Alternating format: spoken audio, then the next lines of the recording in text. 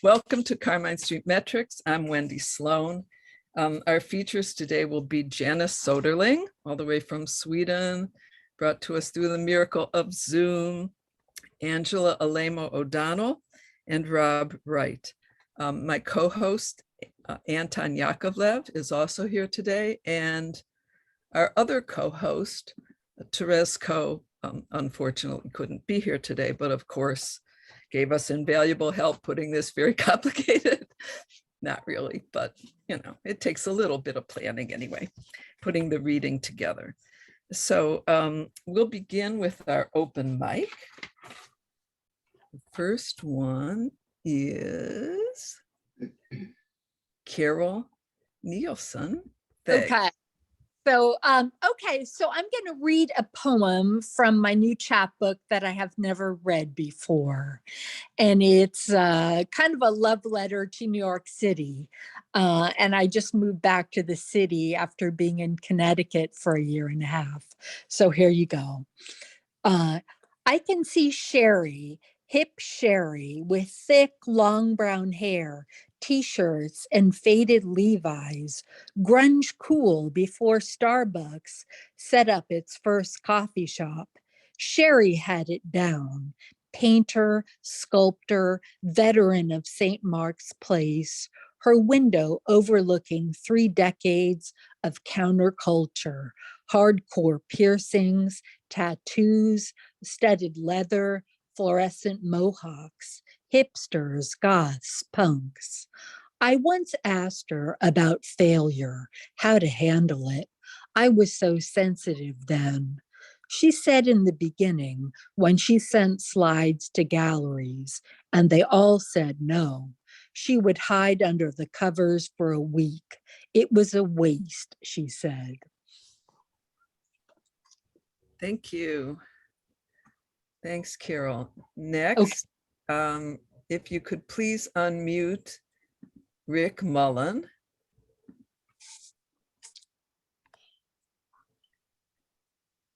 Okay, am I unmuted? Yep. Okay, I'm gonna read a poem that I wrote recently. I was prompted by mishearing something on the radio, which I think is gonna be like a treasure trove of future poems for me, because I'm losing my hearing.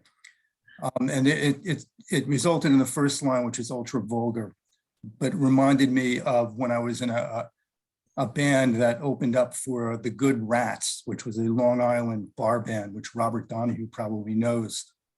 And you never wanted to open up for the Good Rats. Let me get it up here. Night. When I opened for Los Dildos at the Y, I knew I'd get my ass kicked. They had horns and huge cojones and a different guy on drums.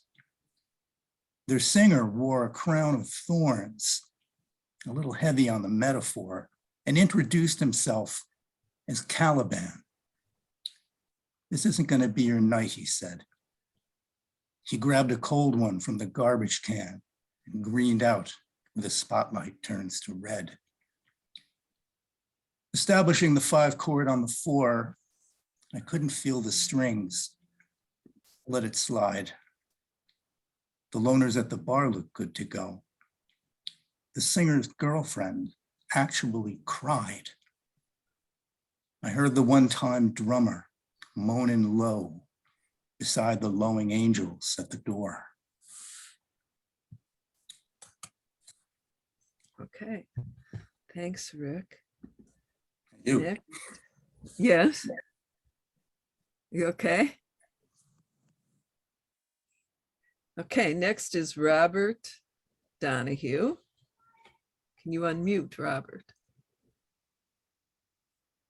Unmute it. Okay.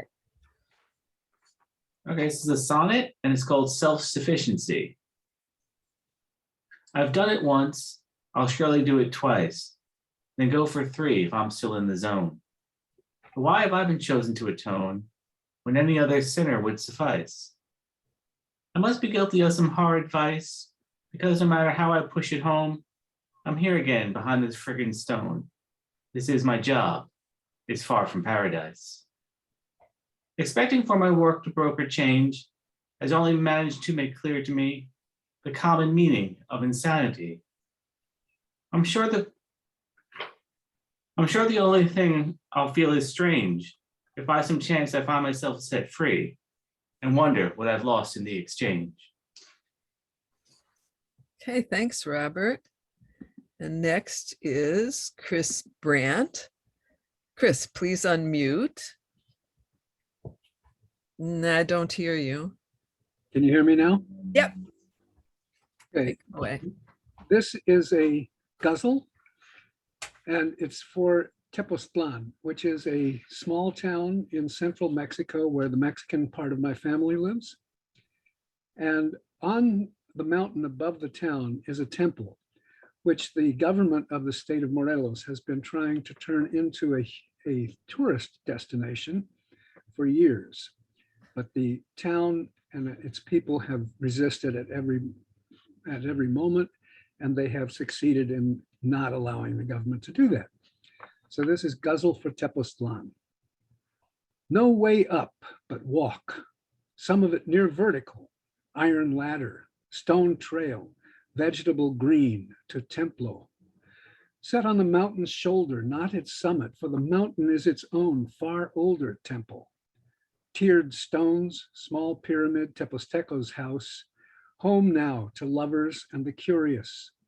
Everyday temple, stones ancient, long before Cortez, tolerant of tourists. Snap, click, proof they've been to see the temple.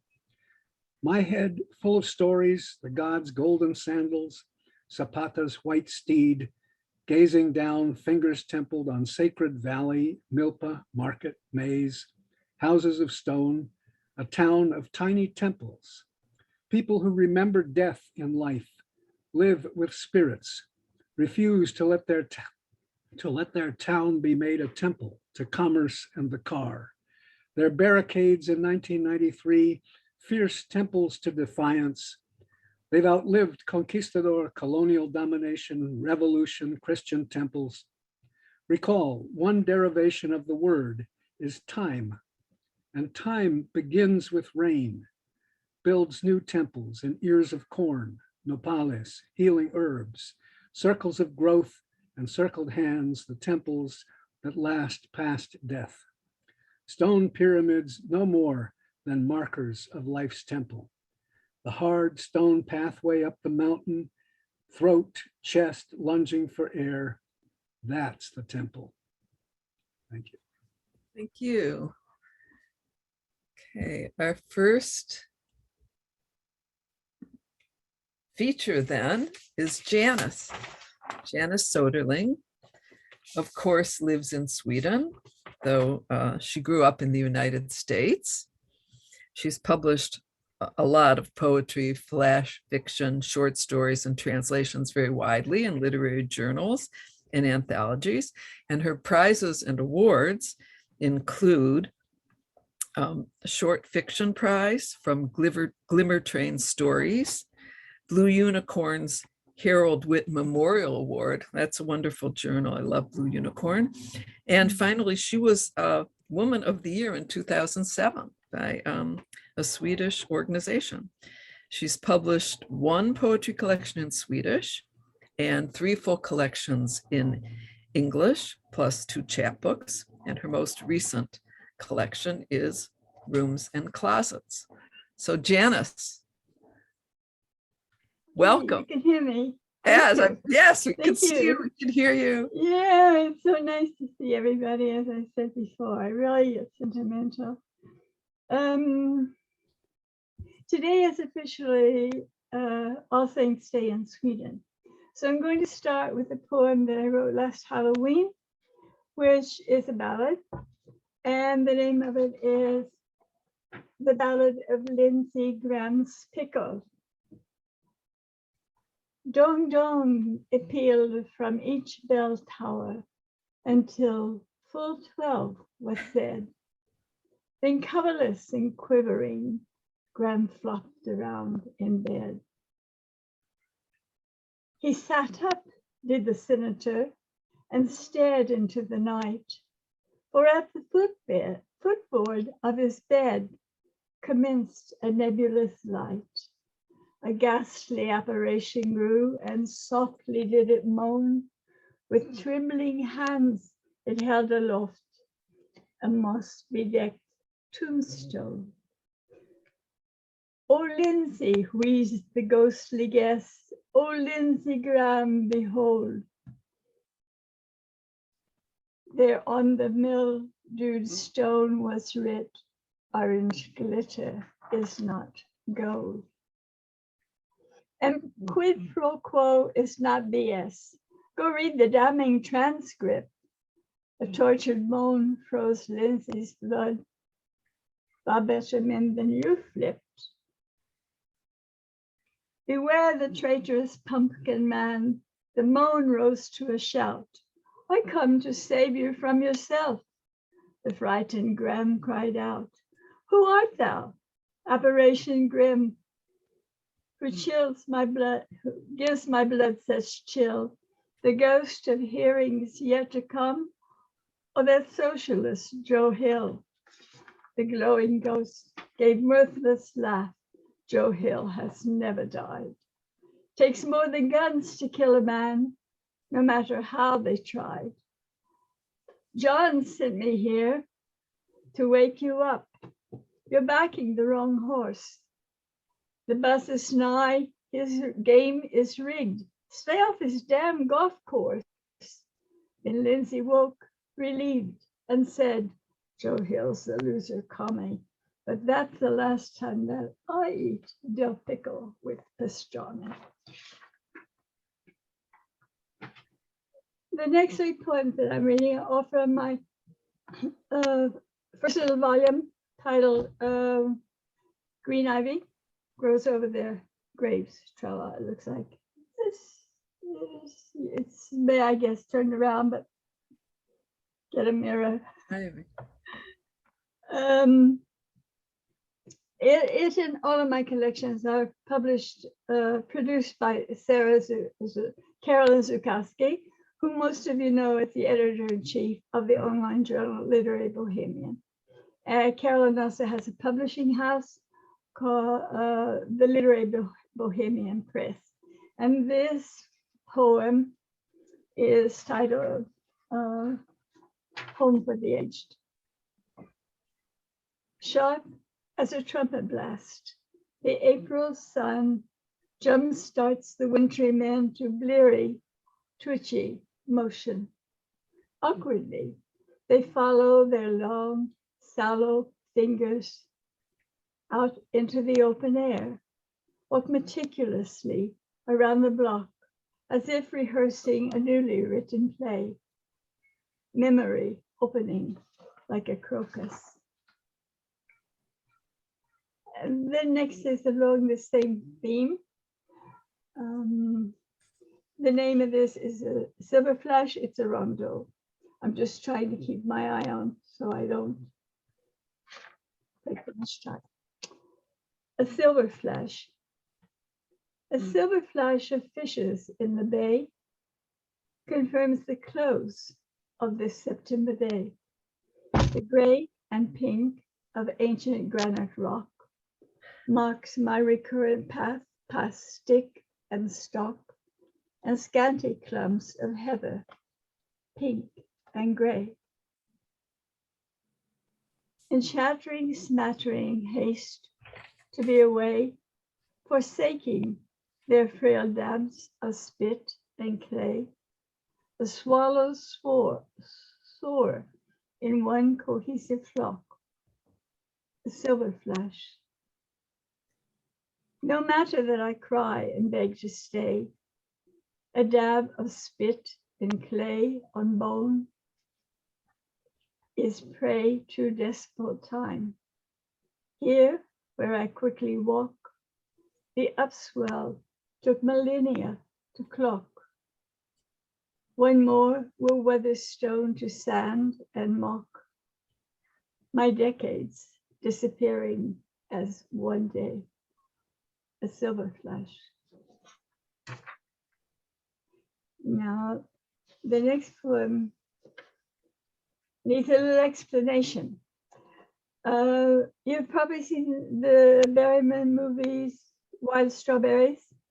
Wild strawberries, we call them smultron in Sweden, have a hole at the core, and we thread them on a stalk of grass.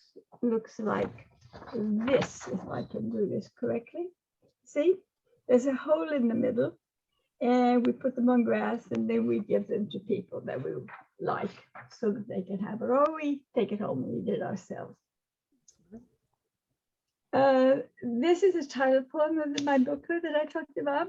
Green ivy grows over the graves, tra-la. Here is a blue sky, and here is a new day, and here is a lonely child threading wild strawberries, filling a grass stem. His thoughts are cumulus clouds, and the ivy grows over the graves, tra-la. Green ivy grows over the graves. Here is the same sky, and here is a new day, and here is a stout young fellow, still a lonely child, threading wild strawberries, filling a grass stem. His thoughts are thundering clouds, and the ivy goes over the graves, tra-la.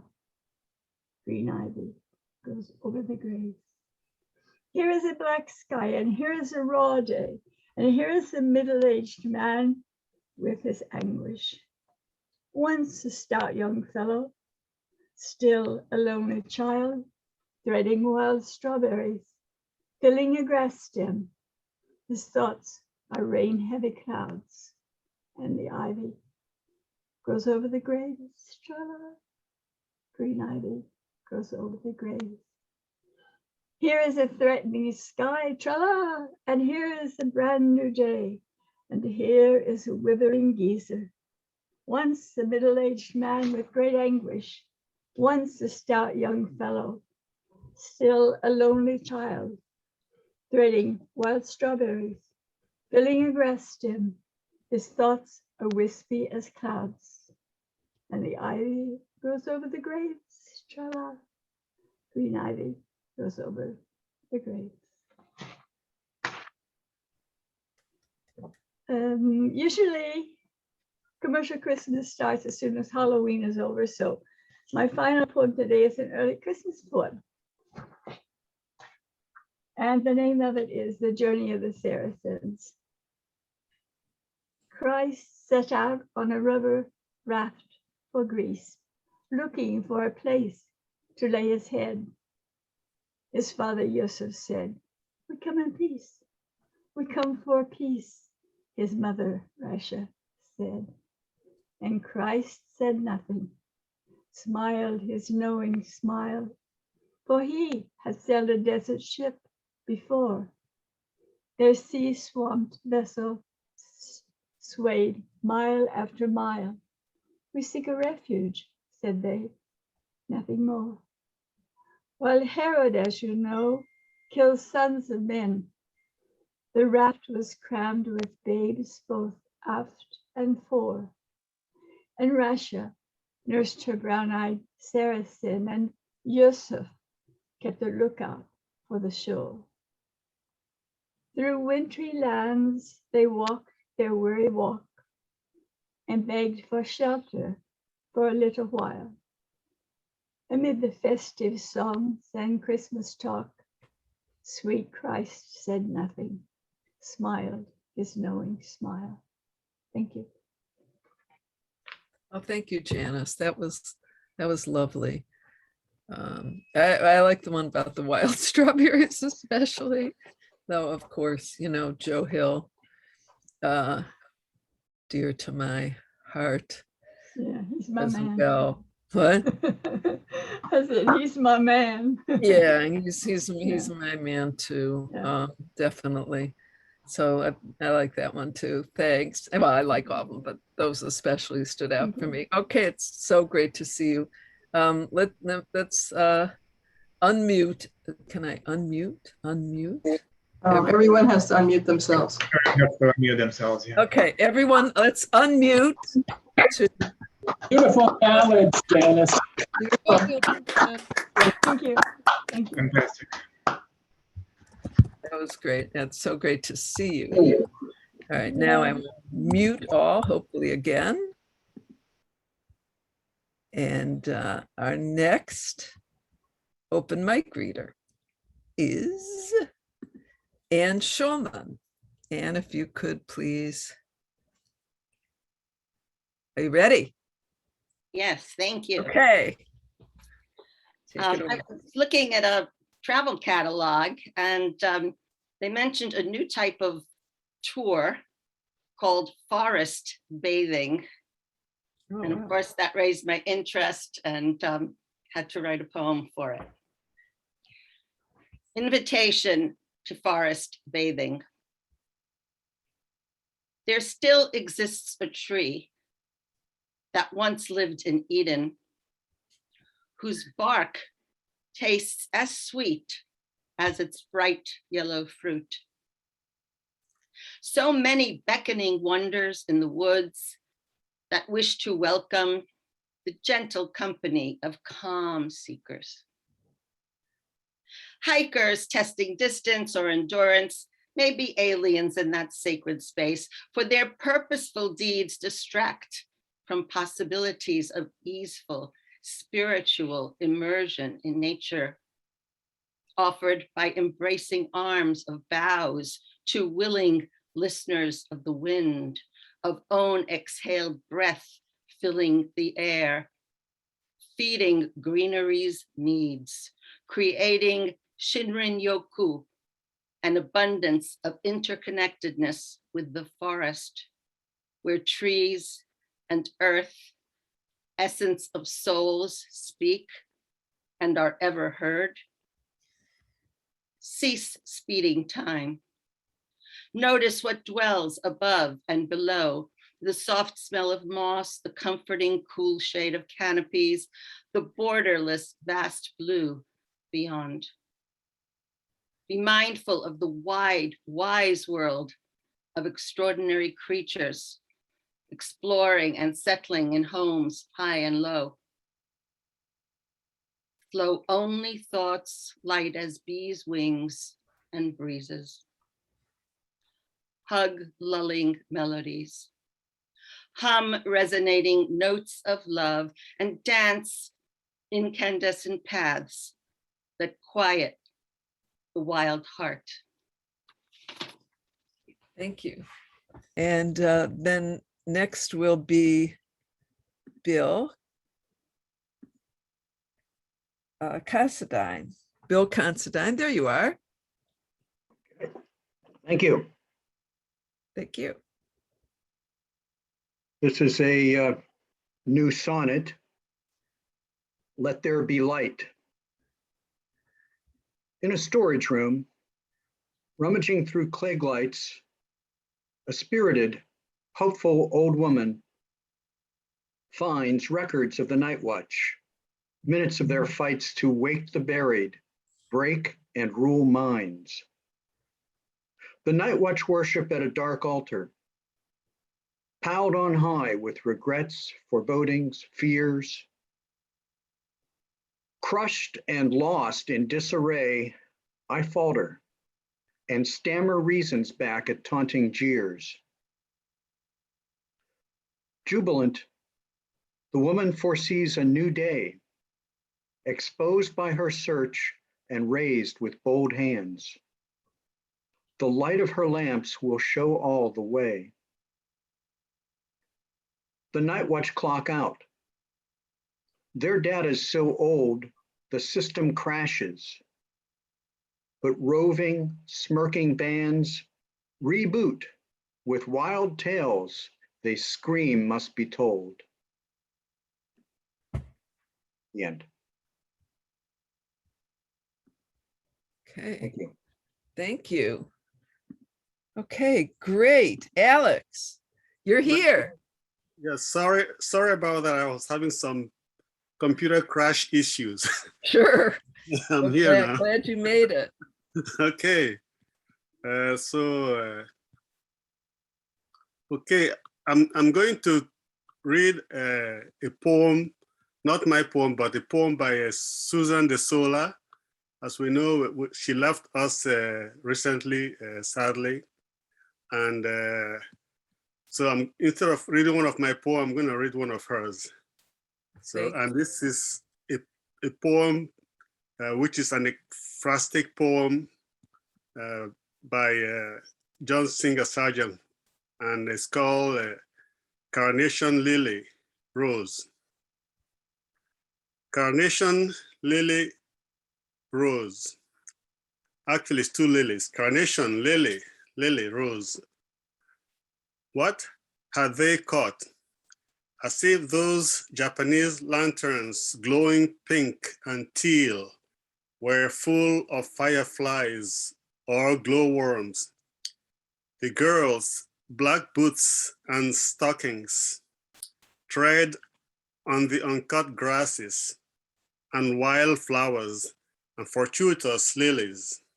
They stir with sticks as if whirling fireflies to generate light.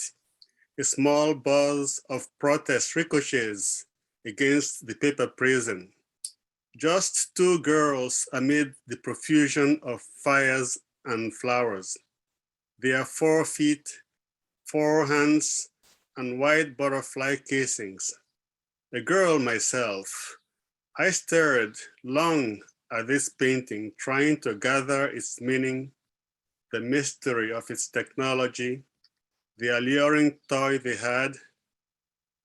Now, if a sergeant, I'd prefer a grand dame, monumental, frontal, but here are the ladies, are his ladies in the making the light, lighting up their faces, heads tilted down, absorbed, not yet inclined to let their faces take on the painter's paint. And very far on a Japanese bay, 1,000 lanterns rattle, the celebration unknown in England, where girls toy with souvenirs, hoping to coax fire from paper, heedless of lilies and carnations, while their black boots stamp down the garden grasses and blooms, and the white arms of the girls clasp whole globes, spinning out the light. Thank you. Oh. Now, why I write this is because for one thing, lilies happens to be Susan's favorite flowers. So this is a poem that I'm sure was very dear to her heart. Thank you very much.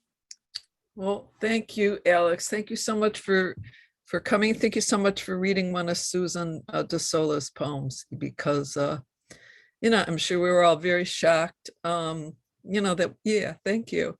That that's the picture of Susan, just by the way. Just yeah. It's such a shock to have lost her at such a young age. It's just a really an unspeakable loss. So thank you. You're welcome. Okay. Our next open mic reader is Doug Cala. Let's see. Yeah, there he goes. Hello, how are you? Very good, thanks. Let's see here.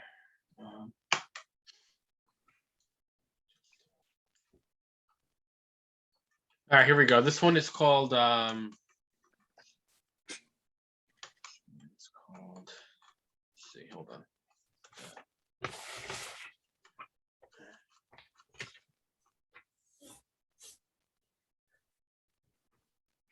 This one is called Assimilation. We're becoming one with machine, teetering ever closer toward technological singularity. Elon Musk said it best, we are already cyborgs, glued to our devices as we can instantaneously answer the world's most confounding questions. One with machine we are. The great futurists have already predicted this eons ago. If we were to have a fighting chance with AI, it might be better to join them like members of the Enterprise assimilating with the Borg. Or perhaps We should unite our dissonant factions to fight the spread of this, treating it like a malignant cancer that hasn't yet metastasized. There is still hope. I decide to open up an unmarked envelope addressed to me. It reads, "Proceed with caution." It unveils itself as a letter from my future self, a person with the great vantage point of prophecy. I reseal the document and store it away for future understanding. Google's assistant proceeds to tell me to expect hail and thunderstorms.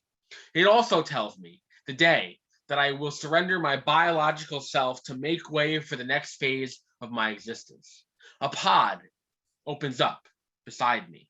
It invites me in by secreting the most soothing pheromones, as if to successfully take control of the part of my brain that controls perception and navigation. My mortal coil finally releases. Okay, thank you, Doug. Yeah. Now then, time for our second feature. Angela Alaimo O'Donnell. Angela O'Donnell, as many of you probably know, is a professor, poet, and writer at Fordham University. She serves as the Associate Director of Fordham's Curran Center for American Catholic Studies. She's published 7 collections of poems, 2 chapbooks, also an award-winning, a prize-winning memoir, Mortal Blessings. Now, a lot of her work has been inspired, I think it's fair to say, by Flannery O'Connell, and that includes a biography of O'Connor that's called Flannery O'Connor, Fiction Fired by Faith. That was published in 2015 and awarded a first prize for excellence in publishing from the Association of Catholic Publishers. Also a book of hours after O'Connor, if I could find the name, yeah, and which I can't. A fairly recent 2020 collection of poems channeling the voice of Flannery O'Connell called Andalusian Hours, and also a critical book on O'Connor, Radical Ambivalence, Race in Flannery O'Connell, that was published by Fordham University Press in 2020. She has a recent book of poems, Love in the Time of Coronavirus, and a forthcoming manuscript, Holy Land, that won the Paraclete Poetry Prize for 2021 and will be published in 2022. So, I mean, this is just too prolific, Angela. Congratulations on all your great work. I'm a big fan. And if I can also put in a plug, that Angela is a very frequent participant in the Mezzo Camino Women Poets Timeline Project, where I've had the great pleasure also of working with her and being able to get a sneak peek at a lot of her critical essays there, timeline essays. Okay, thank you, Angela. Glad to have you. Thank you, Wendy, for that beautiful introduction. And I'm so honored and delighted to be back at Carmine Street Metrics. So again, thanks everybody. I'm so delighted to be here. And I'd like to read some poems from the new book, Love in the Time of Coronavirus. I'll show the image of this book. I hope everybody can see it backwards, of course. I was really very thrilled that I was able to get the Hopper Estate to give me permission to use this image of a room in New York, because it captures so well what we have been through for the past year and a half in terms of the isolation and the way that we've been living such a dysfunctional existence, having to do things like this, for example, where we're meeting remotely and we don't get to be in the same room with each other. And even if we are in the same room with each other, there's just this profound alienation, I think, that many of us have felt about a lot of things going on in our culture. So I wrote these poems, as many of you I'm sure did during the lockdown, as a means of keeping my sanity, but also as a means of trying to keep some sort of a chronology to chronicle the very bizarre experience that we were all going through, and hopefully we won't have to go through again, because I knew that I would forget the details of it. But also I wanted the collection to be a kind of a time capsule for us, to remind us of really the particulars of what this was like. So the book begins on March 22nd, 2020, when New York declared their lockdown, although we called it a pause so that people wouldn't freak out. And then the last poem is March the 22nd, 2021, when vaccines became available and the anniversary of the lockdown, and when many of us felt as though this might be the beginning of the end. Whether it is or not, of course, remains to be seen. So I'm going to read a selection of poems from the book. And I'll start with the first one, which is really the prologue to the book, and it's called The Fire. As many of us know, this pandemic is not the first or the last catastrophe that we're dealing with, much of it having to do with our own activity. As we'll remember, before the pandemic struck, all of Australia was on fire, or at least a lot of it was, and California is perpetually on fire. Our world is on fire, and one of the reasons that we have pandemics like this one is because as we make more incursions into the natural world is coming at us, and we really can't handle it. So this poem is called The Fire. There are 58 poems in the book, and all of them are sonnets. The Fire. The world is burning, and we don't have a clue how the fire started, when or where or who lit the match and held it to the kindling trees, watched the blaze blossom, set fire to the bees who were too busy being to feel the heat rising around them, devouring the flowers. It took years, not months or weeks or hours, to lay it to waste. Every city and street is a ghost town now. We haunt our own dreams. The world as it used to be only seems impossibly green, sweet, blue, and true. Like a photo you took once, and now you study to find yourself, trying to lay claim to love before it went up in flame. The first formal poem of the book is The Rules, and it's dated March 22nd, 2020. Wash your hands while singing happy birthday. Touch nothing that's been touched by someone else. Don't shake hands, don't kiss, don't touch yourself. Don't travel anywhere, just stop and stay far and deep inside your own walls. This way you won't bring it home with you. Don't shop, avoid the markets and malls. The virus loves us all, Gentile and Jew, the Buddhist, Baptist, pagan, Hindu. Each makes a fitting, if unwitting, host. The preference it has is for the most weak of us. He'll make a ghost of you if you're old or ill. Better stay well, young, and lonely in your chaste monk's cell. While I was under lockdown, like a lot of people, watched ridiculous amounts of television and was online constantly trying to keep tabs on this virus. If you'll remember back then in March and April, we had really very little idea about how it spread and about how we were going to contain it. And so one of the effects of it had on me is recorded in this poem, which is called COVID Has Made Me Stupid. Good books line my shelves, but I don't read them. 3 sentences in and my mind wanders off like a toddler in search of a snack. I stuff her full of junk food, hours of CNN, the Cuomo boys, the president who pretends to be the president while the rest of us look away. Other awful she devours, Culture Vulture, the New York Times, hours after hours.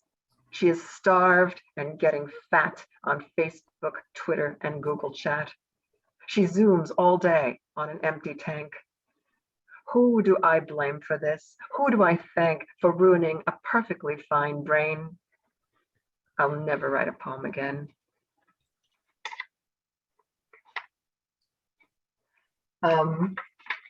Another effect that, another activity that many of us took part in was to pay a lot more attention to food and eating, because let's face it, there wasn't a whole lot else to do. So this poem is honoring that food that we paid so much attention to.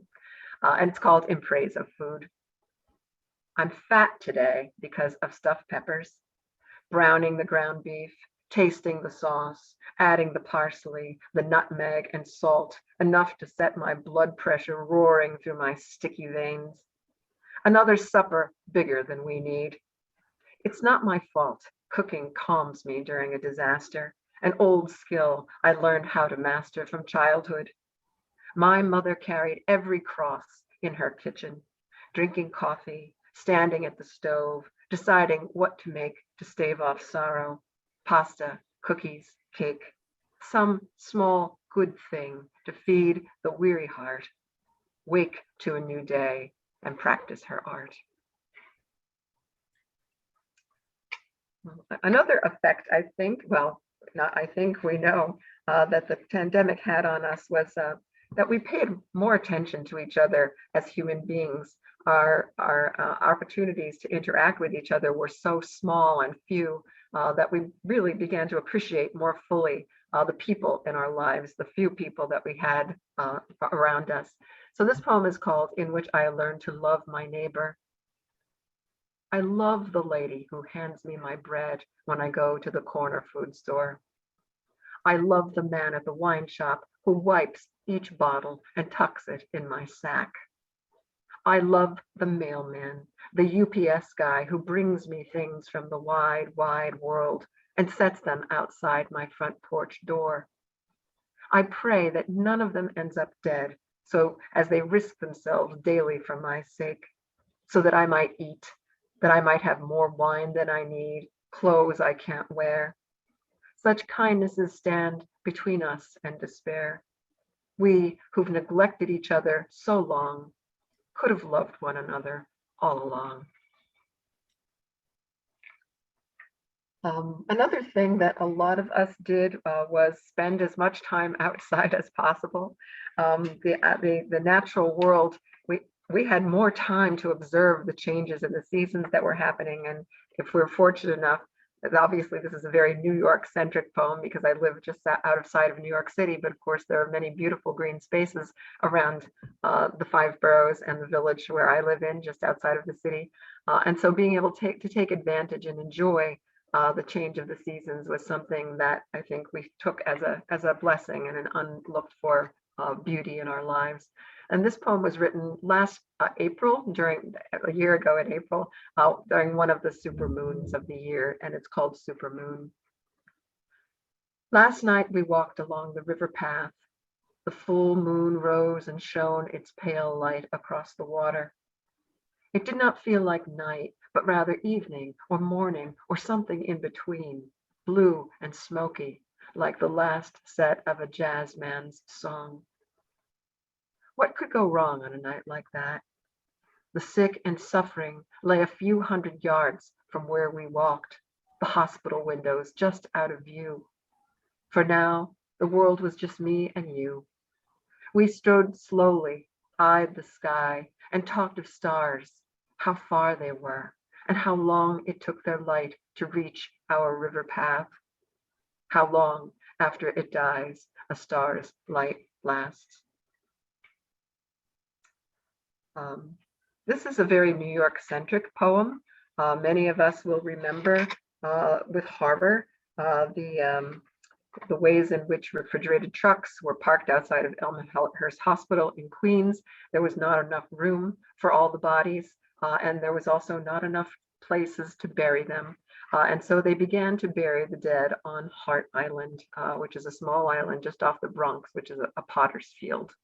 And this poem is about that, and it takes as its epigraph, from T.S. Eliot's The Burial of the Dead section of The Wasteland, which of course Eliot borrows from Dante, because this was a kind of hell that we were going through. And the epigraph reads, "Unreal city, under the brown fog of a winter dawn, a crowd flowed over London Bridge, so many. I had not thought death had undone so many." and this is the burial of the dead. They are digging mass graves on Hart Island. No room enough to bury our dead in the gentle places, the rolling green spaces in Woodlawn, Brooklyn, where angels keep watch, guardians of stone over fields of bone. A sad chapter in our novel virus story. Hart, the final resting bed of the indigent, despised, those who died of AIDS, another plague that winnowed away our faith in the body. How quickly it can all go south. One day you're well, the next day you are trucked to the Bronx to be buried. They say the dead are many, the graves deep, the digging does not disturb their sleep. And then I'll close with the last poem in the book, which is dated March 22nd, 2021, and it's called Anniversary. A year since the lockdown, and we're still here, poking our heads out the back door, scant scent of snowdrops in the air, blinking our eyes in the cold sun. A year of privation has gone and come, living with less, starving for more. We venture out this vaccine spring, full of hope the pandemic's done. No Times Square kisses, no bells will ring announcing our ordeal is over. Just the tentative step, the listening for the crack in the ice, the inkling that the world will once more hold our weight. For too many, it comes too late. Thank you. Thank you, Angela. So everyone please unmute. Yay. And show Angela our appreciation. Thank you so much. Yeah. Thank you. Very nice. Thank you. Poor New York, we really went through a plague year. Certainly the first 3 months were definitely hell. Let's see, all right, we'll now take our break. Okay, let's see, I'm going to mute you all again for our next open mic reader, right? Who will be Harvey Soss. If you want to unmute yourself, I am.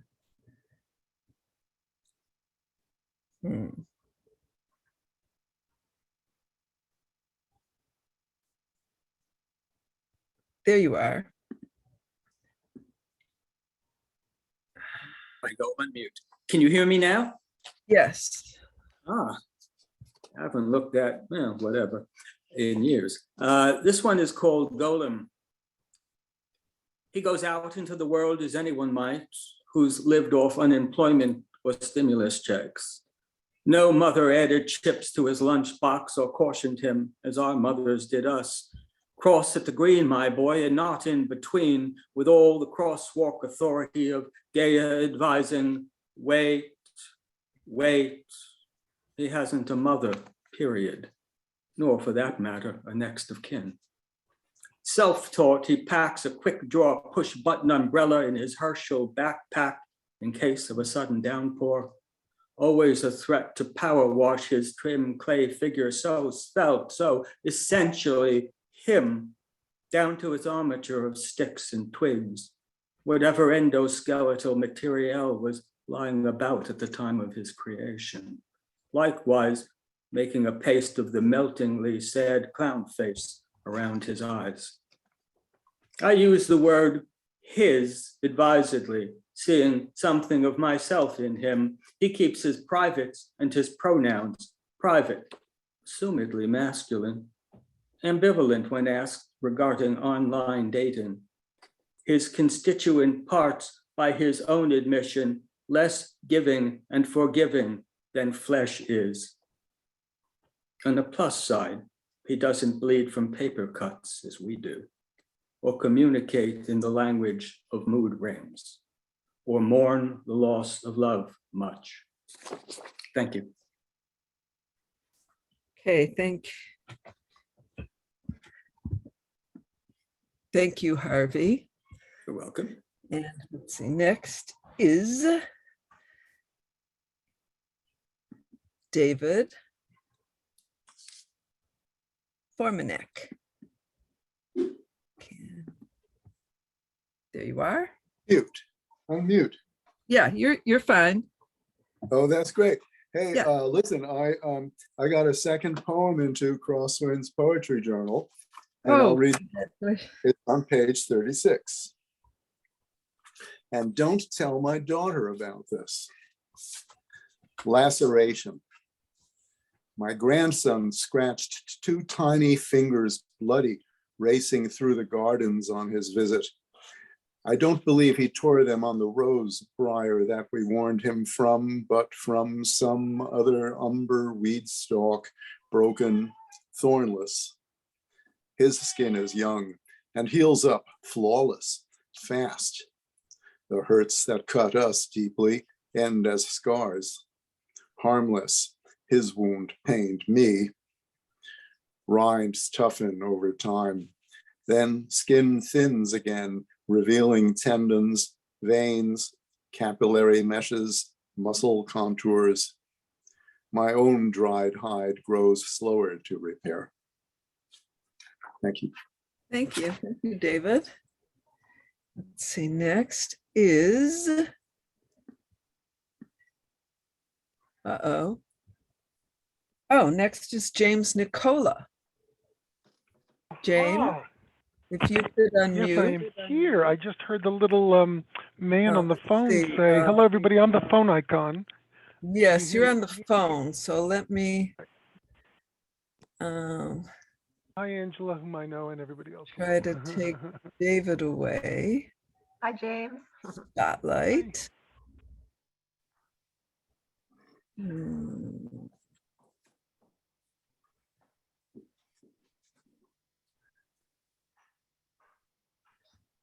Okay.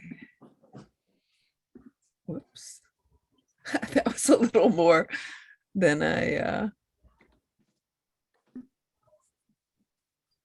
meant to do there.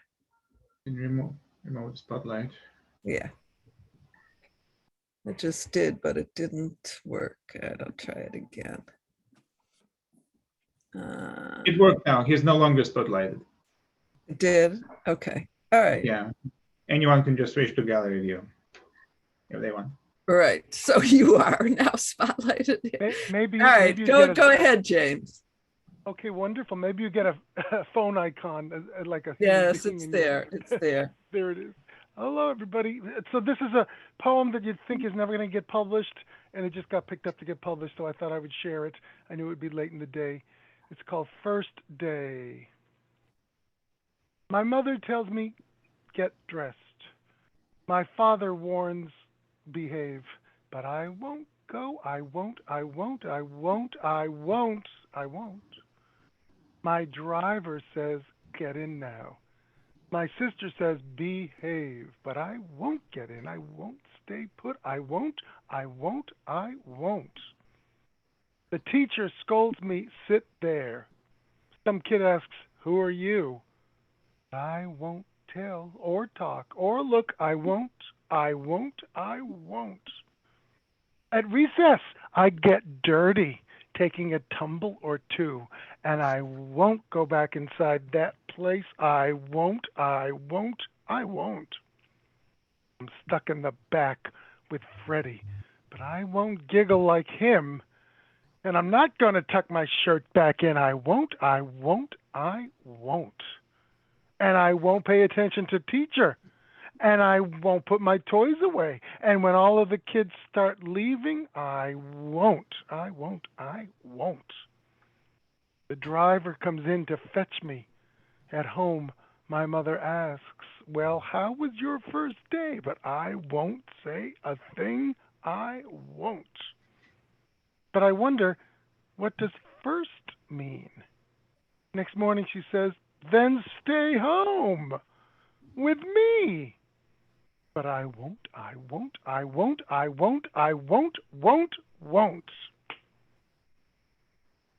Thanks for listening. Okay. Thank you, James. All right. Our last open mic reader before our third feature, and also last open mic reader of the day is my esteemed co-host, Anton Yakovlev. Hello. So earlier, Alex Pepple read a poem by Susan De Sola, and I thought that, on behalf of all the co-hosts of all of Carmine Street Magics, from Wendy and Therese and myself, I'd like to express our shock and grief at the loss of Susan. And obviously, we miss her very much and mourn her very much. So I would like to read one more poem by Susan De Sola. It's called The River Stone. I think of how you helped to lug that big green river stone and filled your coat with smaller ones for me. A soft jade green and shot with white inclusions, cumbering that Tyrol riverbed downstream, it beckoned with green and softness. How it seemed at once to glint and leap, but was a trick of water in the light. The stones were heavy, hard to hold. I slid the big one, like a great bear's paw or flattened heart, beneath the front car seat.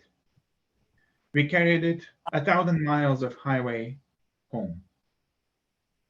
Our only walk together. Most days you skied. I wandered off alone. My steps, a metronome of tears that fell on fresh bared earth and pocked the scabs of gray, indifferent snow. The year of tears. I cried a year, always alone, in buses, bed, at night, at love, and no one saw. I wonder now if I ran out. The stone is here, gone gray. No place to put it now.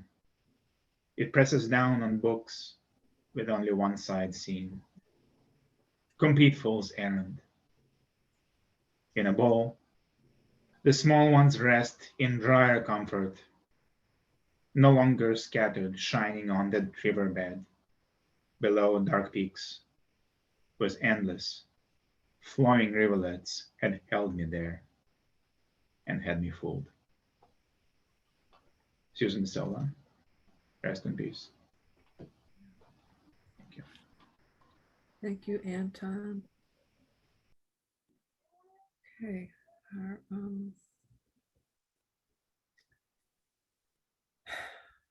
our last feature, third feature today, is Rob Wright.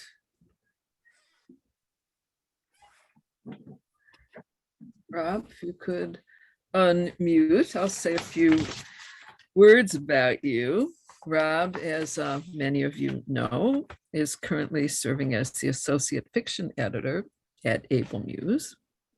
He's been awarded 3 fellowships in literature from the Pennsylvania Council of the Arts, twice nominated also for Pushcart Prize. His fiction, reviews, and poetry have appeared widely in, for example, Able Muse, Angle, Evansville Review, Guardian, Measure, Rattle, Big City Lit, String Poets, and Schuylkill Valley Journal of the Arts.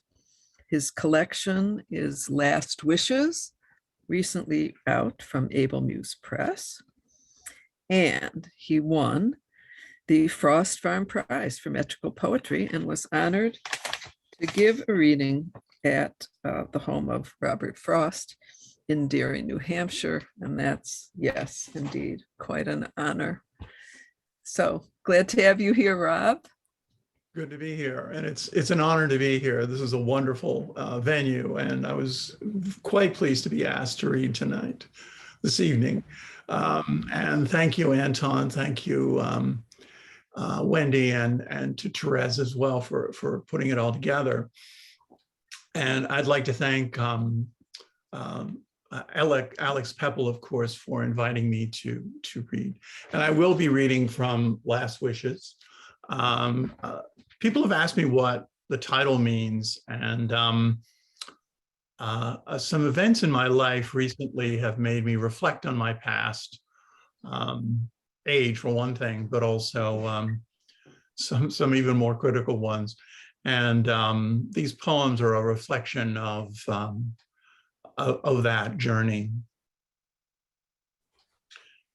She asked if I could talk about my past, so I replied, where I grew up, the mines were working still. And trucks roared down the narrow roads and heaved cinders into ditches, ferns, and weeds. The mines were then big craters where the earth was scraped away and heaped on barren hills all night and every night. And I could feel the dull vibration pulsing through the floor as giant shovels chewed through clay and slate. Before my time, the mines were shafts and holes. A friend found rusted miners' lamps inside a shed his uncle kept for garden tools. And as I turned them in my hands, I thought how hunger drives a man to crawl beneath the brittle crust that shuts out sun and sky. I live in Philadelphia, but I grew up in the western part of the state, which is a quite different kind of place. It's quite beautiful in spots, but some of that beauty is punctuated by open pit mines and old mill towns. And this sonnet is a reflection of that. I should call it a 14-line poem in this company. Somerset, 1972. I treated my old boots with paraffin, and as I turned the seams above a flame, I watched the leather soak in melting wax, like dried up earth absorbing summer rain. Rather than preventing muck and sleet from seeping through, the treated leather picked up marl, dug up along the banks of rivers dammed by ice and melting snow. I found work in a factory that spring, and there the wax absorbed hot burls of chrome spit out from lathes and taps on late night shifts. Then, walking home alone, I liked to watch the leather glitter as I passed the girls who posed in vapor light on chain link streets. And this is a sort of braiding of a very old memory with a new one. To the horse on Queen Lane. You're shy when I approach. You know that I will spend at least an hour here with you, alone as always, you beyond the wire, and me with fingers slipping through the gaps. And as I touch your neck, an image comes back from childhood. Hands engraved with dirt break up a cigarette and drop the threads across my palm. A mouth dips down and picks tobacco, strand by strand with yellow teeth. Each nostril's like a tunnel in a dream, and underneath the massive chin are hairs that bristle at my touch. A man whose face is lost to memory now lifts me up above the fence to touch the coarse, dry mane, the muscled neck, and then the image fades. But here I am, united with my first clear memory on Queen Lane, standing on the frost-heaved earth with you, my nameless mare. You thrust your muzzle deep into my hand and pick up cigarettes that I have broken there. And I'd like to read two from that Frost Farm Award. It's called Meetings with My Father. And I'd like to thank Rena Espaillat for having selected these poems for that award and for her example as a wonderful poet and human being to us all. Meetings with My Father, 1. He's tall, this man I've never seen before. His body tapers up to thinning hair. He holds a present in his hand, a poor dead caiman that's been stuffed with straw. I stare into the grinning teeth and back away.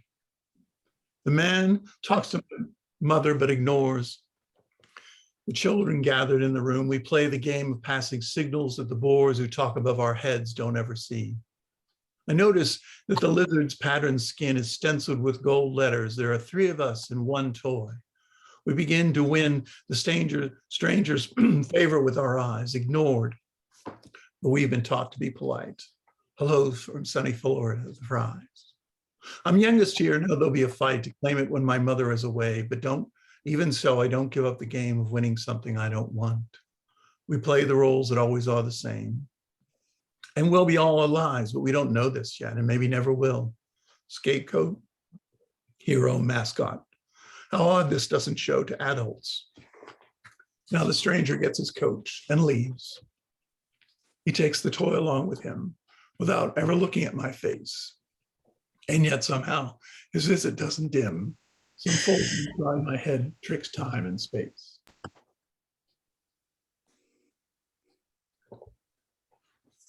And this is the last poem in that series. To my father. 5. I've come home late from dinner when my wife calls down, "You better listen to this now." Another birthday's knocked away my life. This tipped the halfway point. I don't know how 4 decades have gone by me in a blur. I don't sleep well at night, but find relief in frost distilled. I pour some out and stir in ice, tip back. It falls against my teeth. Upstairs, I see the light on the machine flash off and on. I shuttle back and hear my father's voice break through the hiss. I lean in close, adjust the volume till it's clear. I wish that we were closer. He sounds weak. Unlike the person I used to know, constrained as if a stone had tried to speak. He's never said these words before, although we haven't seen each other face to face in years, I must admit. I feel remorse that we are strangers now. It's not a case of cool indifference on my part. Of course, our histories make it difficult to say 6 words that aren't trivial aloud. I shuttle back, hit message, then hit play and listen to his voice again. This proud old veteran's been reduced by loneliness or guilt to try and reach me through the wire. I finish off my drink, start to undress, erase the message, putting out a fire. And I'd like to read a couple of new ones, a little lighter. These are self-explanatory. 2 worlds. The sun came up as I sat waiting for the wash of sound, the cruising radios, the call of alarms, the democratic mass of humans moving through the morning heat. And for that moment, there was just the grind that sounds a city's dome at any hour. The distant, bloodless topping up of dark before the sun is up. I write, and looking down, I see the pen's nib catch each particle of light, like staring down into a palm that no one plumbs, and think it's the portal to another world, in which each surface has been smoothed and a population moves silently on ink, in loops of letters, pendulums, and springs, and only hungers for the cracking of the light. Yeah. I will educate myself in stone. I know all the common ones. There's slate, which crumbles off in brittle, flattened plates. So fine, you see the layers of the mud laid down through 5 millennia. It's rough. Its edges cut like tempered steel, submerged. It's slick as oil on tar. A subtle glaze of greens and grays is seen in certain lights. When polished flat and bound in finest bays, it makes a surface fit for kings or fools to click their balls around. And there's the scratch of chalk on blackboards, formulas and rules. Its taste is not metallic, but is crisp. And unlike brackish found in settled pools, will bite and draw the lifeblood from your lips. The last poem I'd like to read is the title poem from Last Wishes. And this one is a real sonnet, as you'll hear. Last Wish. I wish that all the hours I spent with bores and heated arguments were mine again. I'd pack them in a cooler for the shore, the precious minutes chilled like frosted gin. And feeling generous, I'd freely give some minutes that I've chilled, and beyond the dunes, I'd spread a blanket out and watch the bobbing heads as old men swim. Quick shadows fall from kites as children shout and run along the breaking foam and skim. And feeling generous, I'd freely give some 15 minutes that I'd stashed away and to anyone I fancied, let them live or squander what they have before the day has swallowed them in traffic, noise, and heat, or passed them by in heartache, beat by beat. Thank you. Okay, everyone, please unmute. And yes. Thanks, Rob. Thank you, Rob. I love those, especially, I must say the last one, that really got to me. Yeah. But wonderful reading. So I'll thank Janice Soderling and Angela, Alaimo O'Donnell, and Rob Wright for fabulous reading, and of course all our open mic readers. The next reading will be December 5th. That'll be Katie Evans Bush, brought to us from the UK through the miracle of Zoom. Chris O'Connell, I'm sorry, Chris O'Carroll, as if I just met you. All right. And John Foy. So I'm sure I'll be looking forward to that. And hope to see you all then.